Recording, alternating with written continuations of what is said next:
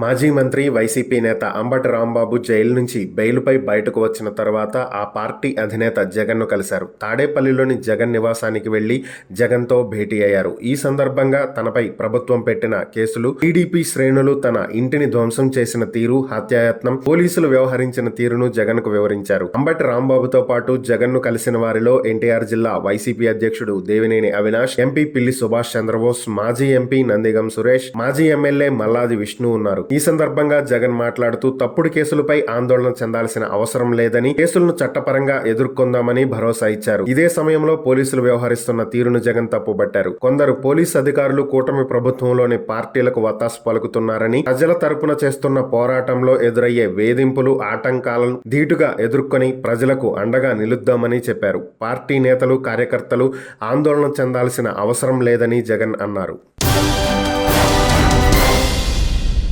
ప్రముఖ సినీ నటుడు, Hindupuram TDP MLA Nandamuri Balakrishna తన నియోజకవర్గంలో సొంత ఇంటి నిర్మాణానికి శ్రీకారం చుట్టారు.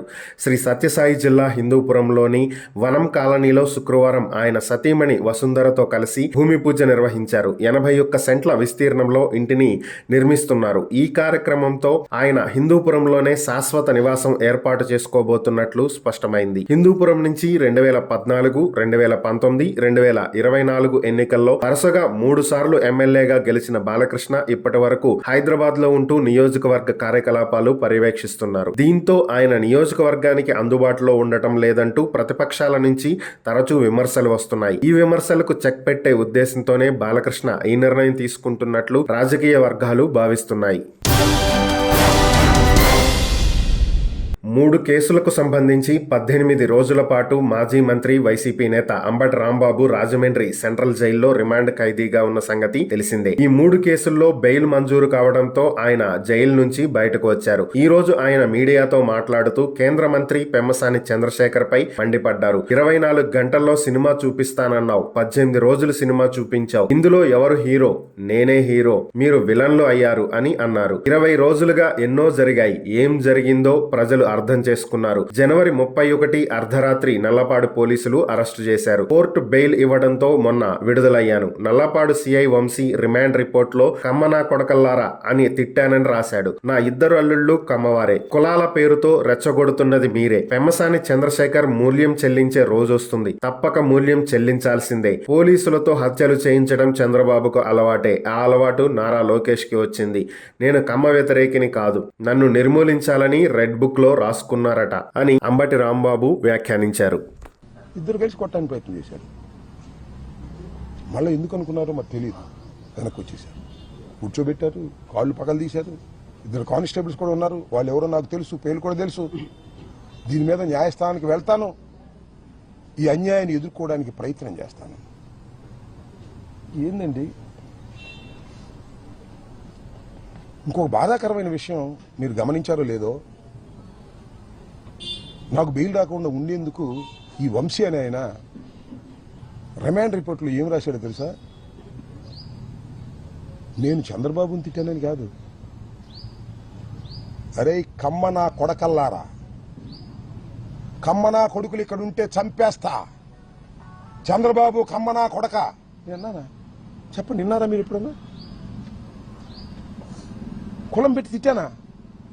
నాకు 3 కూతుళ్ళు, భర్తలు 3, నేను నా భార్య, మొత్తం 8 మంది నా కోర్ ఫ్యామిలీ. 8 మందిలో 4 కాపులం, 2 కమ్మ సామాజిక వర్గానికి చెందిన అల్లుళ్ళు నాకు. వాళ్ళు తిట్టాను, నేను కమ్మ నా కొడకల్లారా అని తిట్టానంట. రాస్తాడు వంశీ, ఆయన చౌదరి గారే రాసి కోర్టులో ప్రొడ్యూస్ చేశారు. అంబటి రాంబాబు కులం పెట్టి తిట్టాడు, చంద్రబాబుని కులం పెట్టి తిట్టాడు, కులాలను రెచ్చగొడుతున్నాడు. కులం పేరెత్తింది మీరే మొదటిగా, కులాలను రెచ్చగొడుతున్నాడు. ఇదిగో చదివి వినిపిస్తా.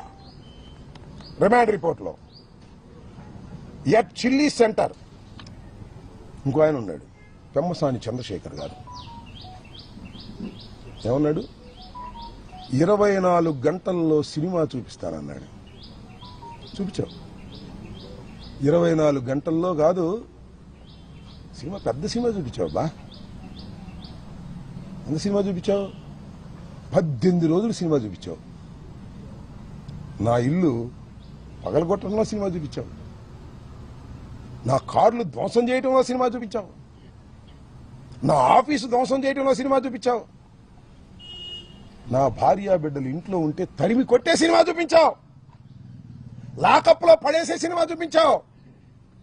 రాజమండ్రి సెంట్రల్ జైల్లో 18 రోజులు ఉండే సినిమా చూపించావు.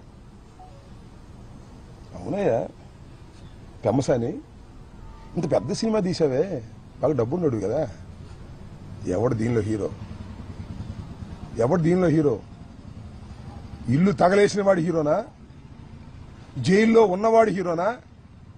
చెప్పని అడుగుతా ఉన్నా. ఎక్కడో ఉండి మానిటర్ చేశావే, ఎవరు హీరో? 18 రోజులు జైల్లో ఉన్నవాడు హీరోనా? జైల్లో పెట్టిన వాళ్ళు హీరోనా? ఎవరు హీరో? ఆలోచించుకో. ఇంత పెద్ద సినిమా తీసి మీరు విలన్లు అయ్యారు, అవునా కదా? 18 రోజులు పెట్టడం కాదు, 7-8 గంటల సేపు ఇక్కడ ఉండి కరాల నృత్యం చేశారు పోలీసులతో ఏకమైపోయి. ఎవరు హీరో? ఎవరు దీనిలో విలన్స్? ఎవరు? ఢిల్లీలోని భారత్ మండపంలో వరల్డ్ ఎకనామిక్ ఫోరం నిర్వహిస్తున్న ఇండియా ఏఐ ఇంపాక్ట్ సమిట్ 2026లో భాగంగా శుక్రవారం జరిగిన రౌండ్ టేబుల్ సమావేశంలో చంద్రబాబు పాల్గొన్నారు. కృత్రిమ మేధస్సు ద్వారా పోటీతత్వం అనే అంశంపై జరిగిన ఈ కార్యక్రమంలో కేంద్ర ఐటీ కమ్యూనికేషన్ల శాఖ మంత్రి Ashwini Vaishnaw, World Economic Forum CEO Borge బ్రెండేతో కలిసి ఆయన ప్రసంగించారు. ఈ సందర్భంగా చంద్రబాబు మాట్లాడుతూ, త్వరలోనే అమరావతి క్వాంటం వాలీ గురించి ప్రపంచం అంతా మాట్లాడే రోజు వస్తుందని, సమీప భవిష్యత్తులోనే అమరావతి క్వాంటం వ్యాలీగా, విశాఖపట్నం ఏఐ డేటా హబ్ గా ప్రపంచవ్యాప్త గుర్తింపు పొందుతాయని ఆయన విశ్వాసం వ్యక్తం చేశారు.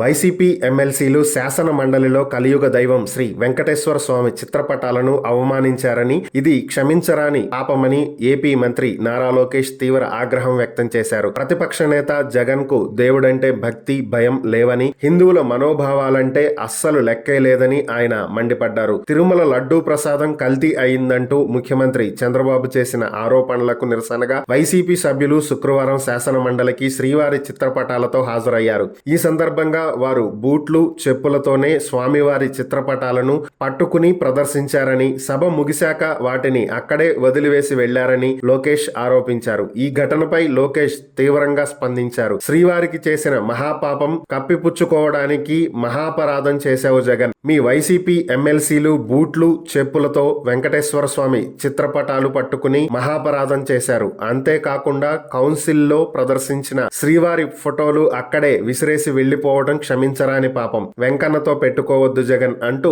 లోకేష్ తీవ్ర స్థాయిలో హెచ్చరించారు. ఈ మేరకు తన విమర్శలకు ఆధారంగా నారా లోకేష్ వీడియోను కూడా విడుదల చేశారు.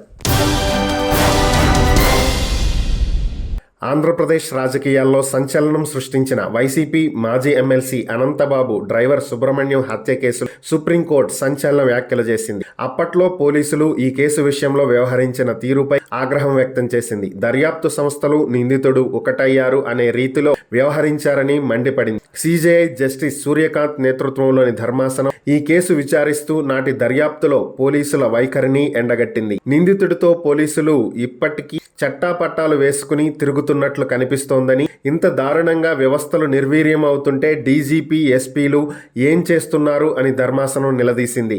నాడు వైసీపీ ఎమ్మెల్సీకి బెయిల్ వచ్చేలా ఉద్దేశపూర్వకంగానే ఛార్జ్షీట్ దాఖలు చేయడంలో జాప్యం చేశారని, నిందితుడితో పోలీసులు కుమ్మక్కయ్యారని ఇది స్పష్టం చేస్తుందని సుప్రీంకోర్టు ఆగ్రహం వ్యక్తం చేసింది. మీకు దర్యాప్తు చేయడం చేతగాకపోతే చెప్పండి, కేసును సిబిఐకి అప్పగిస్తాం అని ఘాటుగా హెచ్చరించింది. గత ప్రభుత్వంతో పాటు ప్రస్తుత ప్రభుత్వం పైన కోర్టు ప్రశ్నలు సంధించింది. నాడు తప్పు చేసిన పోలీసు అధికారులపై ప్రస్తుత ప్రభుత్వం ఎందుకు చర్యలు తీసుకోలేదు, బాధ్యులైన వారిని ఎందుకు వదిలేశారు అని నిలదీసింది. ఆంధ్రప్రదేశ్ శాసన మండలిలో టీటీడీ నెయ్యి సరఫరా అంశం మరోసారి భారీ రగడ రేపింది. ఉదయం వైసీపీ ఎమ్మెల్సీలు ప్లకార్డులు చేతపట్టి ర్యాలీగా మండలికి వెళ్లారు. ఇండాపూర్ డైరీ అంశంపై చర్చకు వైసీపీ సభ్యులు తీర్మానం ఇవ్వగా చైర్మన్ మోషన్ రాజు తిరస్కరించారు. దీంతో వైసీపీ సభ్యులు దేవుడి ఫోటోలు ప్లకార్డులతో వచ్చి చైర్మన్ పోడియంను చుట్టుముట్టి ఆందోళన చేపట్టారు. ఈ ఘటనపై అధికార కూటమి పార్టీల సభ్యులు తీవ్ర ఆగ్రహం వ్యక్తం చేశారు. దేవుళ్ల ఫోటోలను సభలోకి తీసుకొచ్చి ఆందోళన చేయటం ఏమిటని ప్రశ్నించారు. దేవుళ్లను రాజకీయాల్లోకి లాగటం హిందువుల మనోభావాలను దెబ్బతీయడమేనని మండిపడ్డారు. వైసీపీ సభ్యులపై చర్యలు తీసుకోవాలని, వారితో క్షమాపణలు చెప్పించాలని మండలి చైర్మన్ మోషన్ రాజును కోరారు. ఈ అంశంపై మోషన్ రాజు స్పందిస్తూ వైసీపీ సభ్యులు చేసింది తప్పేనని అన్నారు. వారిని పిలిపించి మాట్లాడతానని చెప్పారు. ప్రపంచ యాత్రల వీడియోలతో ఎంతో మంది ఫాలోవర్లను సంపాదించుకున్న తెలుగు యూట్యూబర్ నా అన్వేష్ తన ఇన్స్టాగ్రామ్ అకౌంట్ బ్యాన్ అవ్వడంపై బోల్డ్ రియాక్షన్ ఇచ్చాడు. మరో ఇన్స్టా అకౌంట్ ఓపెన్ చేసి వీడియో పోస్ట్ చేసిన అతను ఇన్స్టా అకౌంట్ పోయినందుకు నాకేం బాధ లేదు, రూపాయి రాని ఇన్స్టా ఉంటే ఏంటి పోతే ఏంటి, ఇన్స్టా ఛానల్స్ ప్రపంచ యాత్రికుడు నా అన్వేషణ 5, యూట్యూబ్ ఛానల్స్ నా అన్వేషణ ప్రపంచ యాత్రికుడు నాకు 2 చేతులు 2 కాళ్ళు లాంటివి, ఫేస్బుక్ అకౌంట్ నా బాడీతో సమానం, ఎన్ని అకౌంట్లు బ్యాన్ చేసినా వీడియోలు చేయడం ఆపను, అన్నీ బ్యాన్ చేసినా వాటన్నింటినీ నడిపించే నా మైండ్ని ఏం చేయలేరు, ఒక చేతిని విరక్కొడితే ఇంకో చెయ్యి, 2 కాళ్ళతో ముందుకు వెళ్తా, రెండో చెయ్యి పోతే 2 కాళ్ళతో వెళ్తా, కాళ్ళు కూడా తీసేస్తే బాడీతో పాక్కుంటూ వెళ్తా, దాన్ని కూడా తీసేస్తే నా బుర్రే ఆయుధంగా పనిచేస్తుంది, ఎవరన్ని చేసినా నేను చేయాల్సింది చేస్తా, ఇన్స్టాలో నేను ఎలాంటి ప్రమోషన్లు లింకులు ఇవ్వలేదు, అయినా నా అకౌంట్ బ్యాన్ చేయించారు, 2026లో బత్తాయిలకు నరకం చూపిస్తా, యూట్యూబ్ నుంచే గత నెల 8 లక్షల ఆదాయం వచ్చింది అని చెప్పుకొచ్చాడు. ప్రముఖ గ్లోబల్ కన్సల్టింగ్ దిగ్గజం యాక్సెంచర్ ప్రమోషన్ల అర్హతలో కృత్రిమ మీద ఏఐను క్రమం తప్పకుండా ఉపయోగించడం ఒక కీలకమైన అంశంగా మార్చింది. సీనియర్ ఉద్యోగులు ఏఐ టూల్స్ను తప్పనిసరిగా ఉపయోగించుకోవాలని యాక్సెంచర్ సూచించింది. వాటి వినియోగం ఆధారంగా కూడా లీడర్షిప్ రోల్స్ అందుకుంటారని, లేదంటే ప్రమోషన్లు ఉండవని సంకేతాలు ఇచ్చింది. కంపెనీలు డిజిటల్ మార్పును వేగవంతంగా అందిపుచ్చుకుంటున్నాయి. ముఖ్యంగా సాఫ్ట్వేర్ రంగం ఏఐని అందిపుచ్చుకుని మెరుగైన పనితీరును కనబరచాలని ఆయా సంస్థలు భావిస్తున్నాయి. ఈ క్రమంలో యాక్సెంచర్ ఉద్యోగుల ప్రమోషన్లకు సంబంధించి ఈ కీలక సూచన చేసింది. సీనియర్ మేనేజర్లు, అసోసియేట్ డైరెక్టర్లకు కంపెనీ మెయిల్ ద్వారా ఈ సందేశం పంపినట్లు మీడియాలో కథనాలు వచ్చాయి. లీడర్షిప్ పాత్రలో ఎదగడానికి ఏఐ సాధనాలను క్రమం తప్పకుండా ఉపయోగించాలని ఈ సందర్భంగా యాక్సెంచర్ తన మెయిల్లో ప్రస్తావించినట్లుగా తెలుస్తుంది.